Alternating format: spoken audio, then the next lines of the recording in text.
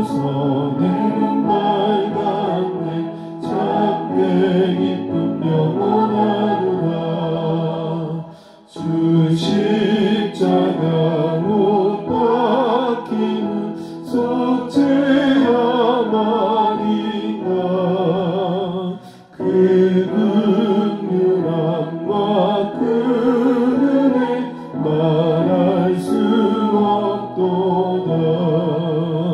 십자가 내가 처음 볼 때에 나의 맘의 큰 고통 사라져. 오늘 믿고서 내 눈 밝았네. 참내 기쁨 영원하도다.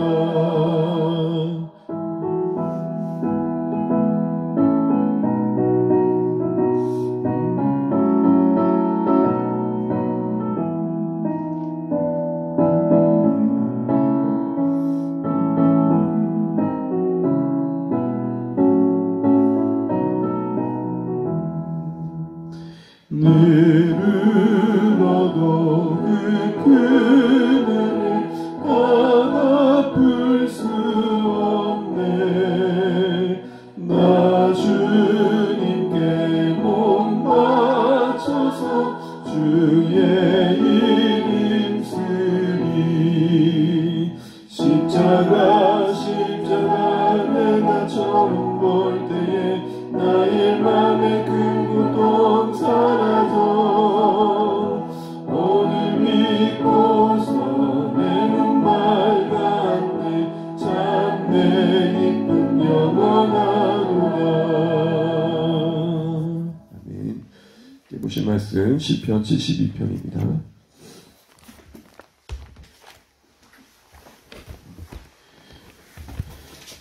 시편 72편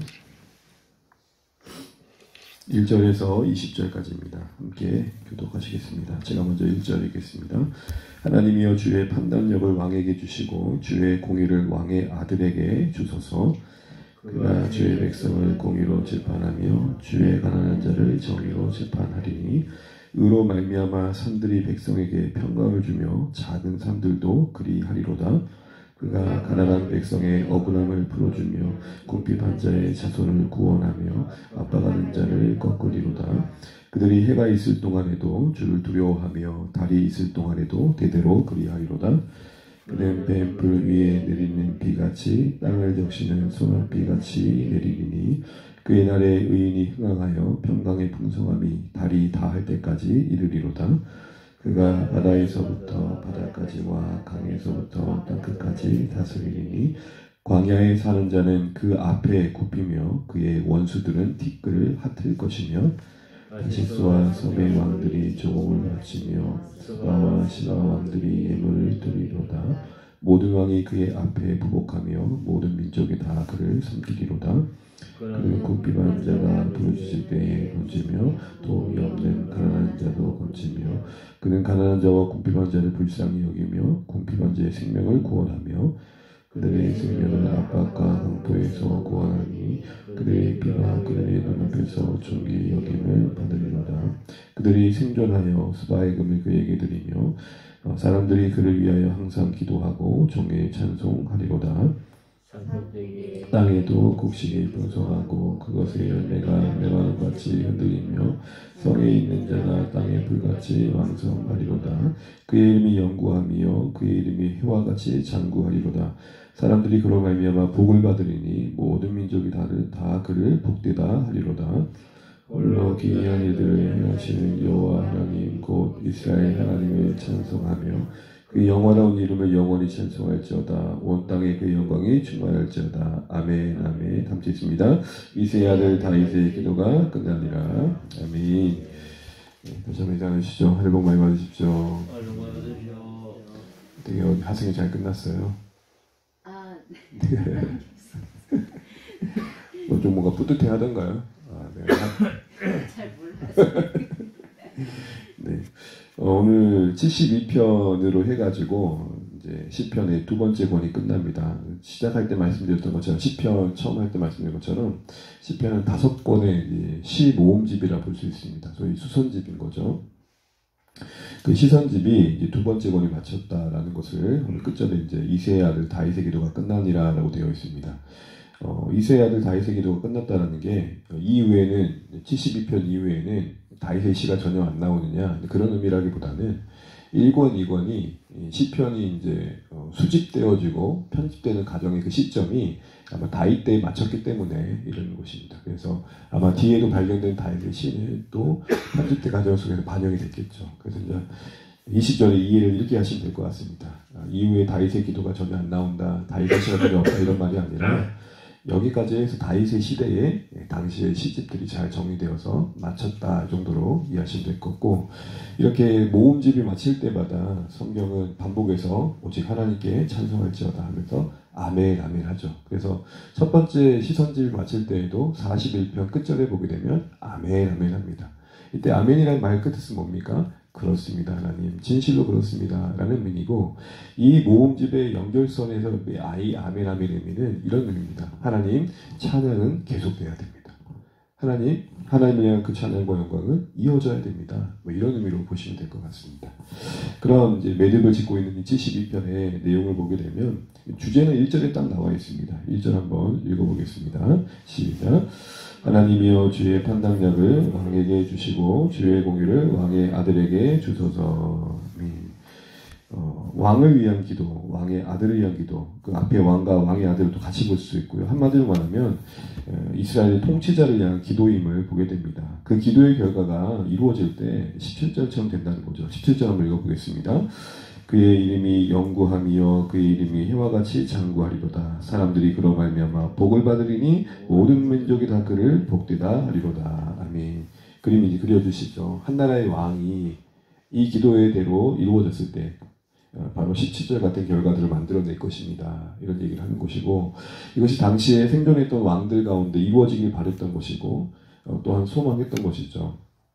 그럼 구체적으로 어떤 복이 임하는지를 보게 되면 일단 먼저 그 전에 우리는 1절 말씀에서 좀 한 나라의 이런 그 1절과 17절 읽는 그 맥락 속에 전체적인 주제에서 한 나라의 그 왕의 어떤 중요성을 다시 한번 보게 됩니다. 여러분, 우리는 뭐 그래도 자유민주주의라는 곳에 살고 있어서 그나마 좀 더 나은 나라의 여건 속에 있다고 볼 수 있지만, 상대적으로 그래서 뭐 독재자 그리고 어쨌든 좀 약간 부패하고 법이 전혀 작동하지 않은 나라에서 사는 백성들의 입장에서 본다면, 아마 우리나라에 한번 오게 되면 이 땅에도 이런 물론 여러 가지 어려움이 분명히 있지만 참 부러워할 것 같아요. 그러니까 의로운 정부가 존재한다는 게 얼마나 큰 축복인지를 알 수 있을 겁니다.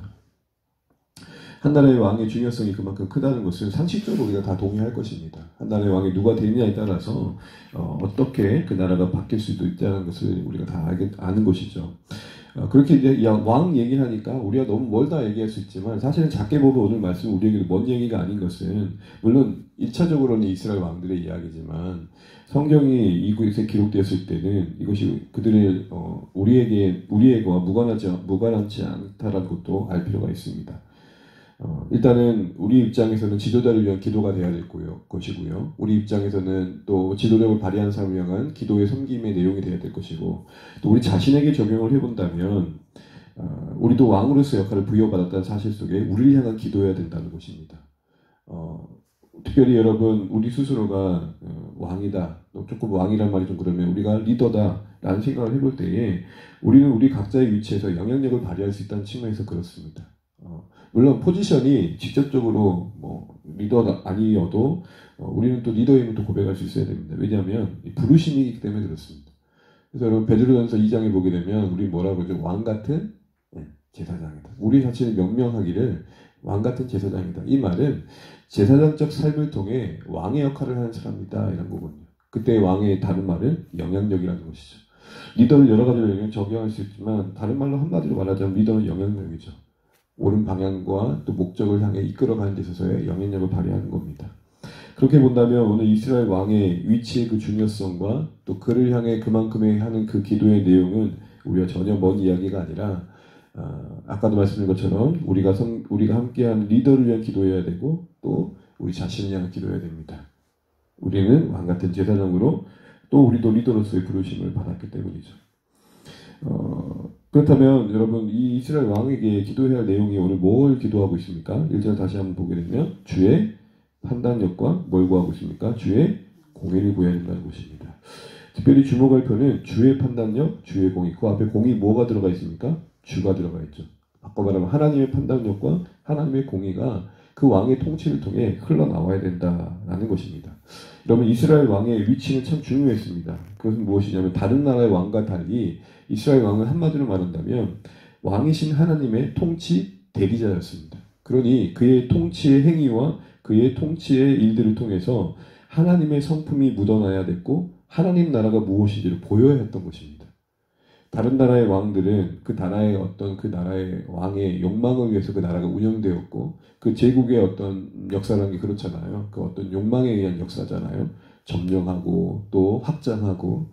그러나 이스라엘 왕은 독특하게 그가 왕이긴 하지만 진짜 왕이 누군지를 보여야 할 위치에 있었던 것입니다. 달리 말해서 통치를 받고 있는 이스라엘 입장에서는 그 왕의 통치를 통해서 하나님을 느낄 수 있어야 된다는 겁니다.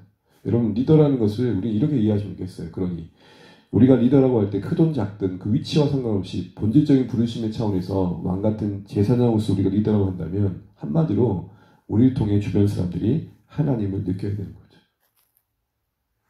왕의 판단력이 주의 판단력이 되고 그 왕의 공의가 주의 공의가 된다는 것은 그 안에서 하나님의 지혜가 느껴져야 되고 하나님의 공의 곧 하나님의 사랑의 성품이 느껴져야 된다는 것입니다. 특별히 이 공의라는 말은 성품적인 거죠. 연약한 자를 돌볼 줄 아는 긍휼의 마음이죠. 이런 주의 판단과 또 주의 공의가 있을 때에 하나님의 통치가 그 왕의 통치를 통해 실현될 수 있다. 이 얘기를 하는 것입니다. 그래서 절박한 마음으로 하나님 이 나라의 왕에게 주의 판단력과 주의 공의를 주십시오. 이렇게 기도하는 것입니다.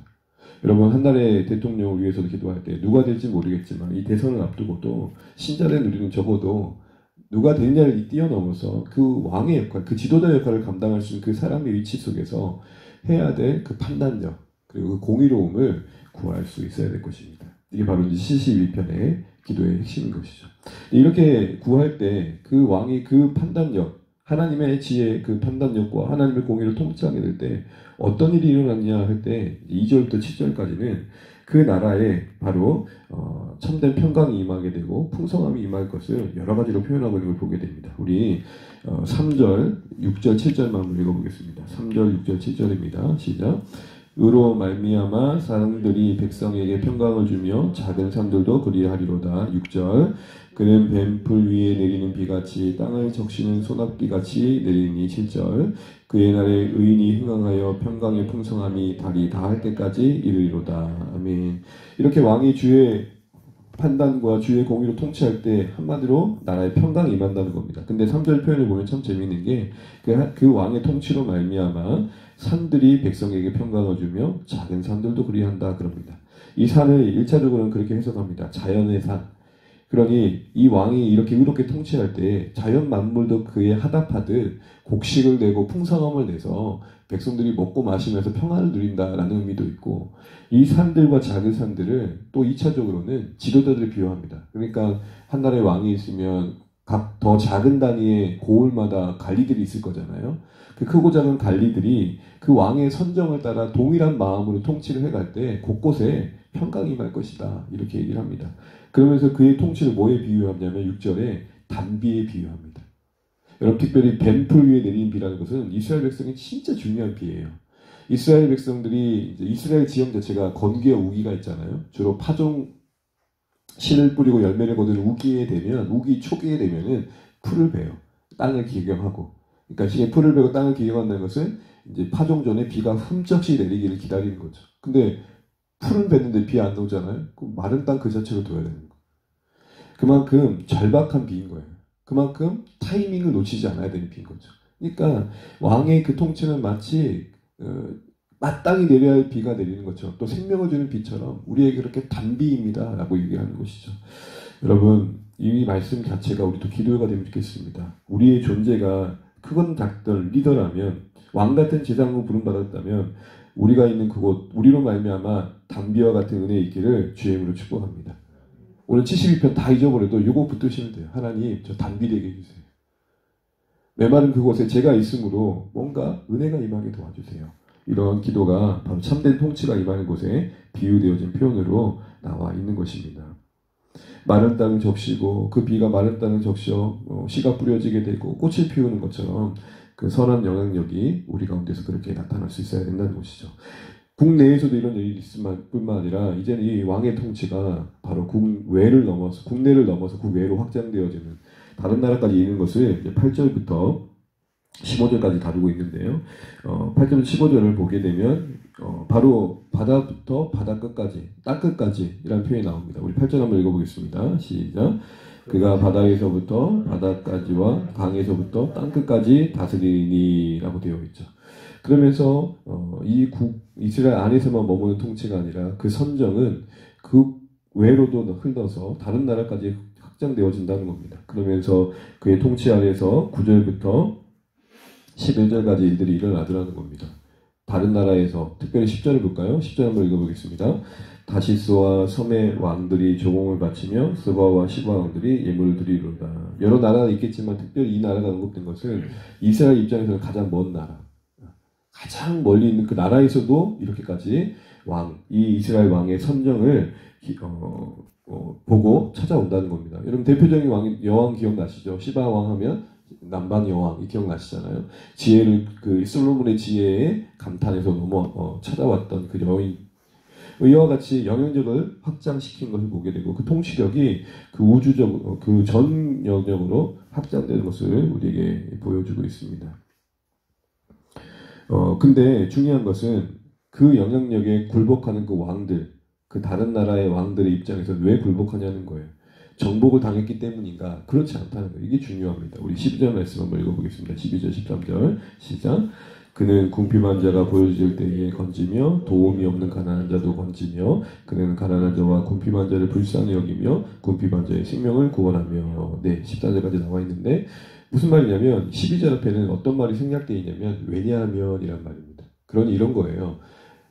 이스라엘의 왕의 그 선정이 다른 나라까지도 흘러갔다는 것이죠. 그러니 그 다른 나라 입장에서는 무언가 정복을 당했기 때문에 국력을 빼앗겼기 때문에 찾아와 조세를 바치고 세금을 바치는 게 아니라 이스라엘 왕의 그 공의와 사랑에 흠뻑 빠져 감탄을 받아 자원하는 마음으로 왔다는 거예요.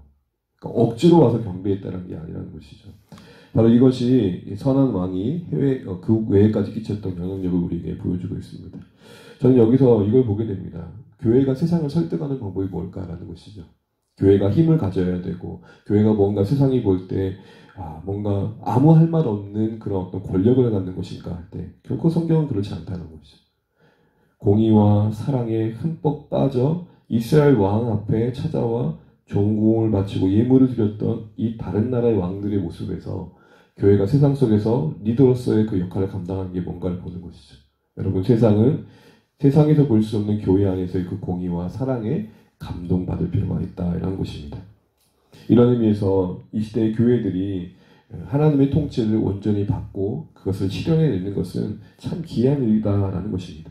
이스라엘 왕이 그 자신이 하나님의 통치를 받아 하나님 왕됨을 드러내는 손길이 되었을 때에 국내에 이런 복이 임하고 담비와 같은 복이 임하고 다른 나라에도 선한 영향을 끼쳐서 그들도 그것에 감복하여 다시 한번 이스라엘 왕에게와 예물을 바쳤던 것처럼 그것이 곧 하나님을 향한 예배가 되어졌던 것처럼 바로 그런 은혜가 이 시대 가운데도 교회를 통해 이루어져야 할 일들이다라고 이야기를 하고 있는 것입니다. 그러면 이제 마무리하면서 이런 일들이 우리 가운데 이루어지기 위해 어떻게 해야 될까요? 동일하게 리더로 우리에게 이런 일들이 이루어지기는 어떻게 해야 될까요? 이 왕이신 이스라엘 왕이 하나님의 왕됨 아래서 이런 일들이 이루어졌던 것처럼 또 예수님의 왕되심 아래서 순종함으로 이런 일이 이루어가야 한다는 것입니다. 그래서 여러분 당시 이스라엘 왕들에게 요구되어졌던 중요한 원리를 하나 이제 읽고 마치도록 한번 해보겠습니다. 우리 신명기 17장 18절입니다.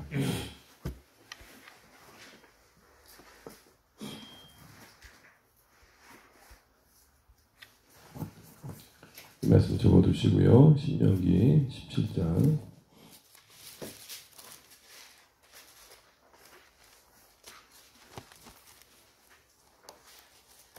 18절에서 20절입니다. 한번 읽어보겠습니다. 7장 18절 20절입니다. 시작.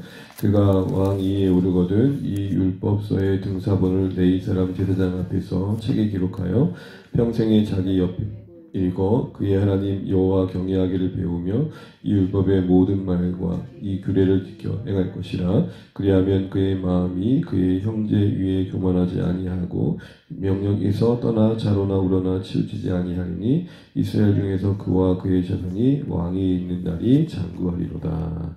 아멘. 이스라엘에 세워진 왕들이 하나님의 그 판단력과 그리고 하나님의 공의를 따라 통치함으로 이스라엘 백성 가운데는 담비아와 같이 되어지고 그것이 영향력을 뻗쳐 다른 나라 가운데서도 하나님의 왕됨의 그 아름다움을 드러내기 위해서 해야 될 중요한 원칙은 앞에는 여유를 많이 두지 마라, 은금을 의지하지 마라, 마병을 두지 마라는 하지 말아야 할 것도 있겠지만 마땅히 해야 될 바가 뭐냐? 평생에 그 옆에 하나님의 말씀을 읽고 그리고 그것을 통해서 하나님의 경외함을 스스로 익혀가야 된다라고 이야기를 하고 있습니다. 쉽게 말하면 왕 스스로가 하나님의 말씀 안에 자신을 두는 순종이 필요하다는 것입니다. 여러분 이제 말씀을 맺으면서 앞서 말씀드린 것처럼 20편, 71편 자체는 한 나라의 왕에 위한 기도이지만 이것이 우리와 거리가 멀지 않은 이유는 우리도 왕 같은 제사장으로 부름받았기 때문입니다. 한마디로 우리도 리더라는 것입니다. 그러니 이 왕의 이 기도가 이루어지기 위해 이와 같은 순종이 필요했던 것처럼 오늘도 우리 안에 이런 담비와 같은 은혜, 우리가 있는 곳곳마다 평강이 임하고 또 하나님의 사랑을 느껴 하나님 앞에 무릎 꿇는 일들이 일어나기 위해서는 홀로 한 분이신 그 왕됨이 드러나기 위해서는 바로 우리 삶 가운데 신명기 17장의 이 순종의 요구가 이루어져야 된다는 것입니다. 우리의 욕망이 말씀 앞에 꺾이고 우리의 이기심이 말씀 앞에 무너지고 나만을 생각했던 모든 온갖 악한 생각들이 말씀 앞에 굴복하고 그래서 자로나 우로나 치우치지 않고 말씀을 따라 걷는 인생 속에 이루어지는 그 영향력들이 바로 오늘 72편에 그려내는 그림인 것입니다. 이 새벽에 기도하시면 좋겠습니다. 하나님, 저도 왕입니다. 위치 자체는 뭔가 특별한 위치가 아닐 수 있지만 부르심의 관점에서 왕 같은 제사장으로 부름받아 내게 있는 그 삶의 자리에서 영향력을 발휘해야 되는데 하나님 제 자신이 말씀 앞에 먼저 영향을 받음으로 그것이 자연스럽게 흘러가게 해주십시오. 그래서 오늘 하루도 작지만 제가 있는 그곳에서 담비되게 해주십시오. 이런 은혜가 있기를 축복합니다.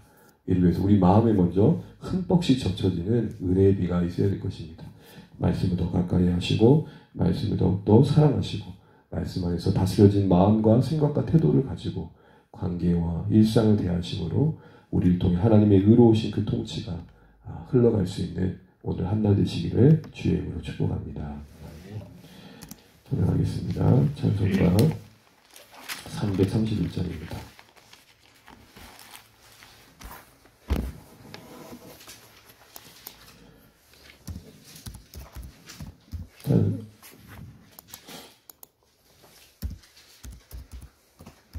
찬송가 331장 찬양드리겠습니다. 영광을 받으신 만유의 주여.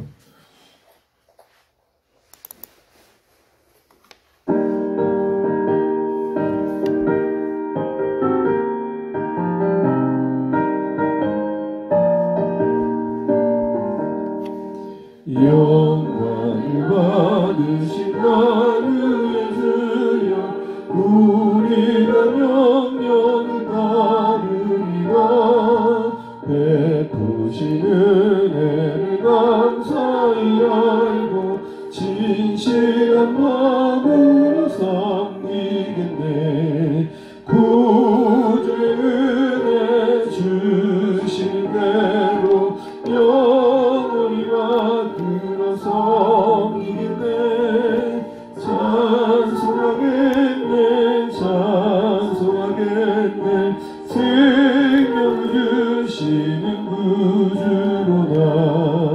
구주를 높이고 잘 공경하여 은유한 마음으로 섬기리라. 주 예수 안에서 즐거워하며 충성을 다하여 섬기겠네. 구주의 은혜 주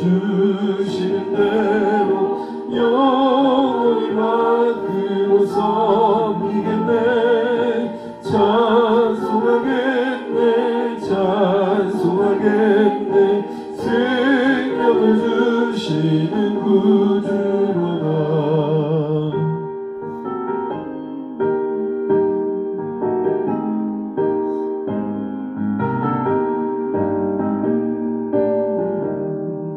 예수를 믿고서 늘 사랑하여 참 기쁜 마음으로 섬기리라. 온 마음을 드리고 늘 순종하여 구주를 영원히 섬기겠네.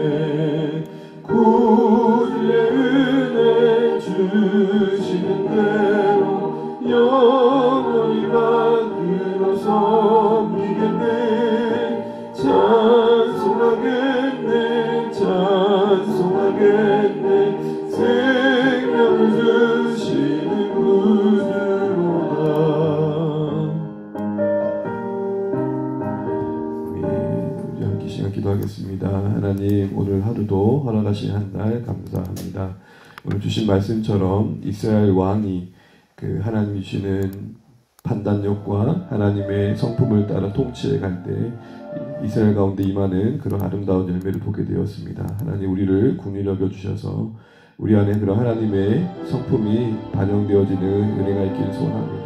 우리 앞에 말씀 앞에 우리 자신을 다스리고 말씀 앞에 우리 자신을 돌아보면서 우리를 부르신 왕같은 제사장의 왕의 역할을 잘 감당하는 한 날 되게 해달라고 기도하시고 있고, 그래서 우리가 거하는 곳에 단비의 은혜가 임하게 해달라고, 우리가 거하는 곳에 메마른 땅에 소나비와 같은 은혜가 임하게 해달라고, 어느 누군가는 나를 통해 위로를 얻고 평강을 얻고 생명을 누리게 해달라고, 우리를 통해 하나님의 왕됨이 드러나는 한 날 되게 해달라고 기도하시면 좋겠습니다. 오늘 주 안에 모든 가족들의 일상을 위해 기도해 주시되, 특별히 우리를 불러 교제케 하신 하나님의 신실하심을 찬양하면서 하나님, 정말 주 안의 공동체가 따뜻한 사귐을 이루는 현장을 만들어가게 하시고, 또 그 일을 통해 우리 삶 속에 선교적 사명이 잘 이루어져가길 소원합니다. 기도하시면 좋겠습니다. 특별히 목장마다 그리스도의 몸을 경험하는 자리가 되면 좋겠고, 하나님의 따뜻한 임재가 있는 현장이 되면 좋겠습니다. 우리가 품고 기도하는 VIP들과 또 사랑하는 가족들의 구원과 회복을 위해서 간절히 기도해 주시고, 특별히 주일 예배를 앞두고 있는데 하나님, 은혜 있는 시간, 또 결단 있는 시간, 하나님을 만나는 복된 시간 되게 해달라고 기도해 주시기 바랍니다. 특별히 고난의 상황 속에 지쳐가는 이 땅의 모든 사람들을 위해 기도해 주시고, 하나님, 대선기간입니다. 오늘 특별히 71평만처럼 하나님의 판단력과 또 하나님의 성품을 반영할 수 있는 지도자가 세워지게 해달라고, 어느 누군가 지도자들은 그런 나라가 되게 해달라고, 국류를 베풀어달라고 기도하시면 좋겠고, 오늘 하루의 모든 일정으로 기도하시고 모두 평안 중에 승리하시길 바랍니다. 우리 함께 기도하시겠습니다. 하나님 아버지, 은혜를 감사합니다. 우리가 주의 은혜와 긍휼을 바라봅니다. 우리를 불쌍히 여겨주시고 우리가 주의 그 통치를 드러낼 수 있는 은혜가 있게 하여 주옵소서. 하나님, 이스라엘 한 나라의 왕이 말씀 앞에 자신을 굴복시키고, 그래서 하나님의 그 판단력과 또 하나님의 성품을 드러내야 할 거죠. 하나님, 우리도 그러한 왕의 역할을 잘 감당할 수 있도록 역사하여 주시기를 간절히 바라옵나이다. 하나님, 우리를 불쌍히 여겨주십시오. 하나님, 우리를 긍휼히